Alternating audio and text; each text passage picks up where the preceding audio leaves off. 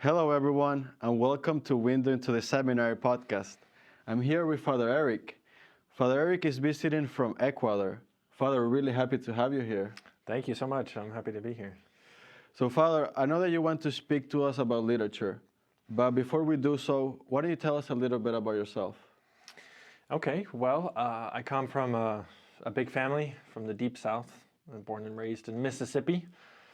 4 brothers and sisters, and thanks be to God, now I have a lot of nieces and nephews too. I was with them for Thanksgiving, and so it was great to see everyone again. That's great. That's great to hear. What about your vocation? How was it that you realized that God was calling you? Right. Well, I think the first surprise is the fact that I'm from Mississippi, because there aren't very many Catholics in Mississippi, much less Regnum Christi members. So I met Regnum Christi through ECYD when I was a boy. There was a club in Louisiana, which is about 2 hours from my house. And so my mom sent me off to a retreat in Covington, Louisiana, and I loved it. So I got to know the Legion through weekend retreats, through ECYD, and I kept in touch with the priest. Finished out my high school time in a normal private school, not even a Catholic school, and then went off to university for a year.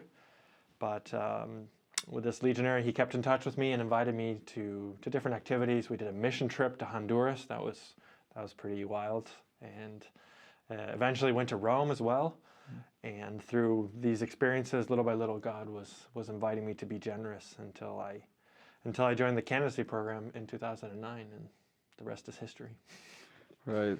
No, it's great to hear, Father, and you were just recently ordained 2022, is that correct? Correct. 2.5 years of priesthood and going strong, hopefully, with the help of God. You're still a baby priest. Still a baby priest. Taking the first steps. Exactly. It's great to be a priest. It's great to get to one of the goals, right, of our formation, to the sacrament of holy orders, and to be able to help so many people. It's been really special. That is really great, Father, and we're really happy to have you here as a legionary. Also sharing your experience, because you were a teacher here in Cheshire a couple of years ago, and now that we try to learn, to get to know the heart of man through different subjects such as literature, art, history, yes, and that sort. So you want to speak to us, can you tell us a little bit about how was your experience with literature? How did you start getting into it? What was it that sparked an interest?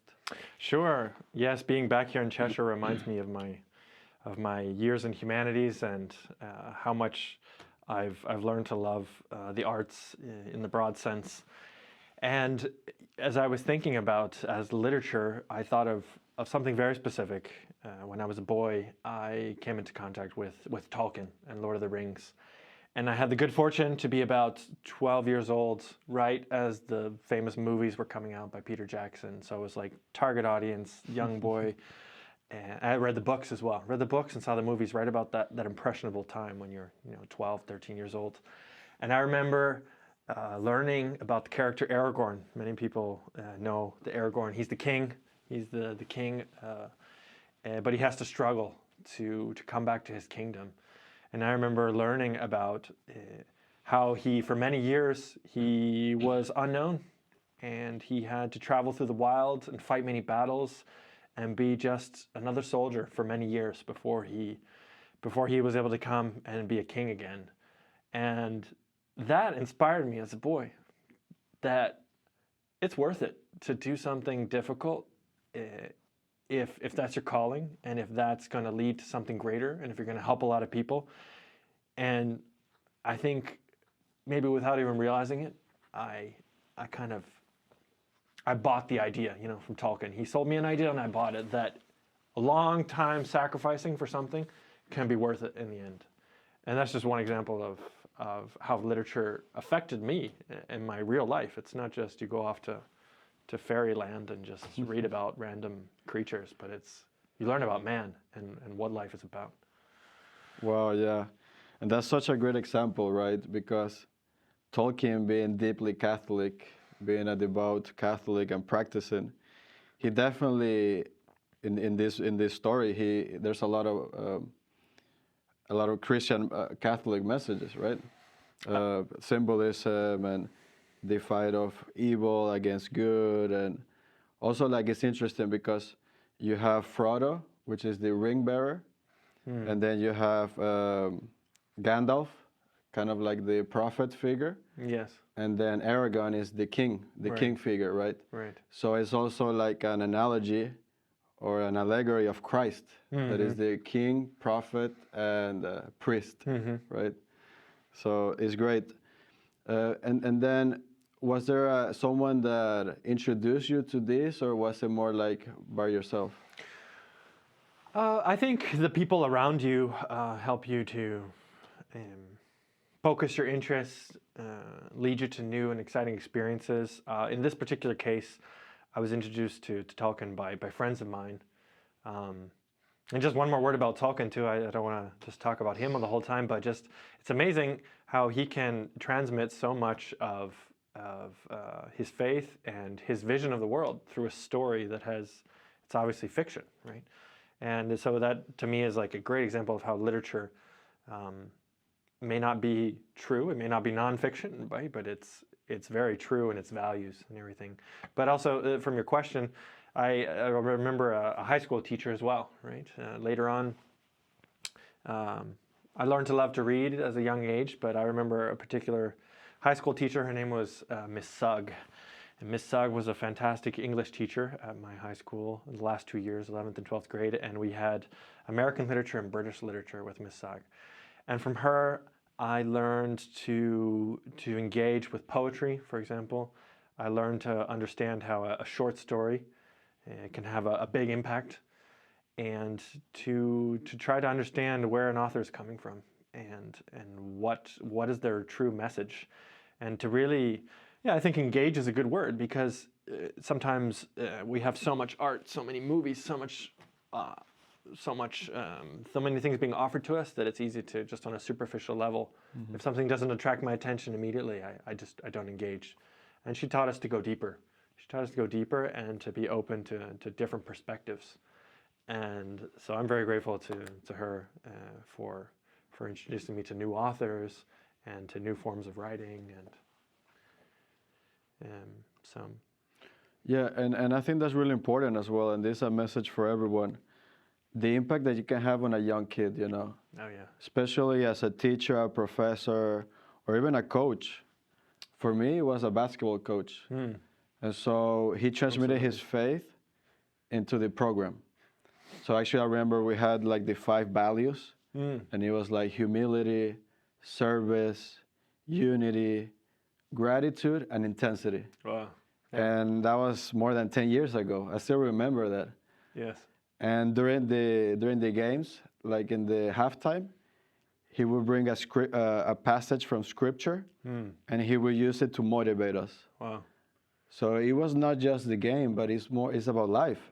We could do another podcast on basketball too. Yeah. I had also a very important coach in my life, and it was something similar too. He was a man of God, and through sports. That'd be a great topic for another day too. Yeah, that's great. And actually, I wanted to relate that to the gospel sense. Okay. That is also something really important. Sure. Matthew 5:19. Therefore, anyone who sets aside one of the least of these commands and teaches others accordingly will be called the least in the kingdom of heaven. But whoever practices and teaches these commands will be called great in the kingdom of heaven. So doesn't that highlight the importance of this person, that it tends to be an older person, someone that is kind of like a caretaker, but they see in you something more, right? They realize that there's a sort of potential to you. Yeah. And that you can... They believe in you. They believe in you, exactly. Yeah. And that is so important to recognize, especially in today's society, since so many kids have problems with identity, depression, anxiety, and to have someone that they can look up to and that can guide them towards a path of realization, happiness, joy, all of that sort. And actually, related to this topic, I believe that right now you work in our school, one of our high schools in Ecuador. That's right. So how has that been? It was a new experience for me. Certainly, I've been in the sort of the the academic realm for a number of years now through my own studies, preparation for the priesthood, and then also as a teacher here in Cheshire. But being at a grade school and a preschool is a whole different experience. And obviously coming at it from a different perspective, since I'm not a teacher there, but I'm a chaplain. So it's the spiritual welfare of the kids. And you see the great need. You see the great need of their minds. They want to learn. They need to know more. They're learning English. They're learning math. They're learning science. Their art. They're discovering. They're creating.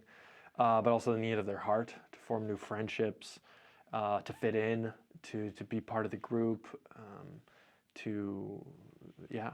also even physical needs. The sports is a big aspect. So to get involved in their life and to show them also the spiritual realm, right? Just like my English teacher introduced me to the world of poetry and literature. We don't always have God at the front of our minds, and so maybe we need someone like a figure, like a chaplain, to say, hey, let's pray before this activity, and don't forget this morning we're going to have communion, we're going to have mass, so let's put God first in our lives. So I really like the combination of the academic excellence with the spiritual depth, which is what we try to offer in our schools, which is a lot like what we do here in Cheshire, but adapted to 6-year-olds, 8-year-olds, 10-year-olds. No, that sounds great.